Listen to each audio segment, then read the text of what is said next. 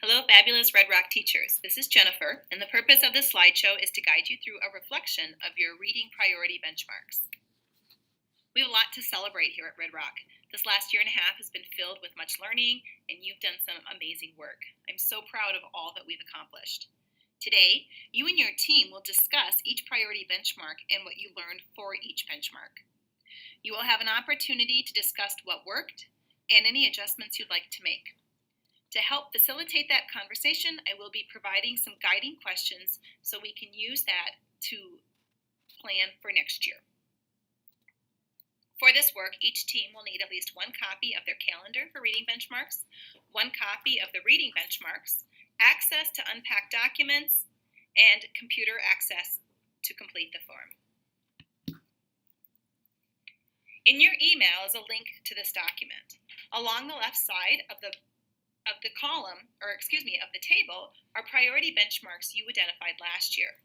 This winter, literacy specialists from across the district collaborated on identifying some district priority standards.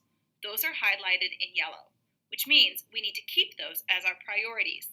In most grades, every priority identified by literacy specialists, except for one, was identified by Red Rock teachers, affirming the excellent work you've done.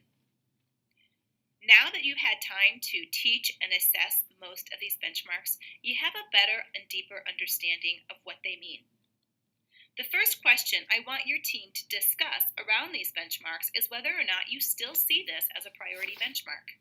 Remember, we must keep the benchmarks highlighted in yellow. Those are identified district-wide. The standards not identified as priorities district-wide, however, can still be a priority at Red Rock, and likely many will be. We don't have to keep all of those, however. If your team is struggling with whether or not to keep a benchmark as priority, refer to the real article provided to you.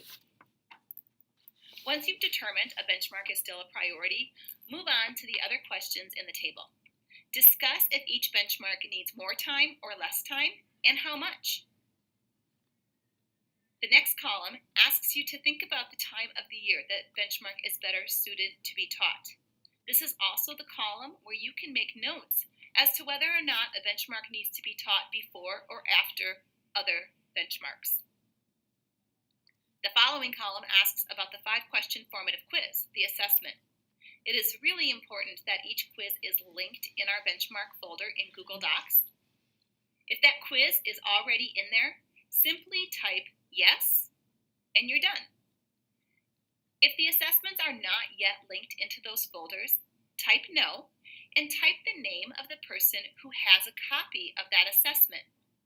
Michelle and I will reach out to that individual, and we will get those assessments and link them into the folders. The last column is simply for any other comments your team wants to remember for next year. If you have no other comments, you certainly may leave it blank. Once you've reviewed previously identified priorities, review the list of all reading benchmarks and discuss if there are any you'd like to add. Remember, we want to keep our priority list manageable, so be really thoughtful about this question. It's quite possible you don't have any priorities that you want to add, and that's okay. Thank you so much for your time and your energy around this important work. Developing a guaranteed viable curriculum makes a strong impact on student achievement. I've already seen great growth in our students, and good things are happening here at Red Rock.